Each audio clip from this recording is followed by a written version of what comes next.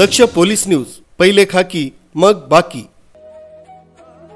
दिनांक 29/9/2025 रोजी ग्रामीण रुग्णालय इगतपुरी येथे जागतिक हृदय दिन साजरा करण्यात आला। वैद्यकीय अधीक्षक प्रदीप इंगोले यांच्या मार्गदर्शनाखाली रुग्णांना हृदयाचे होणारे आजार, रक्तदाब, मधुमेह, कोलेस्ट्रॉल, स्थूलत्व, धूम्रपान, मद्यपान अशा अनेक घटकांमुळे हृदयरोग आजार होत असतात। यावर उपाययोजना काय करावी तर आहार, नियमित व्यायाम, वजन नियमित चेक करणं, रक्तदाब, मधुमेह नियमित तपासणी आणि वेळोवेळी औषध गोळ्या घेणं, एकूणच सर्वरित्या लोकांना जागतिक हृदयरोग दिनानिमित्त जनजागृती करण्यात आली।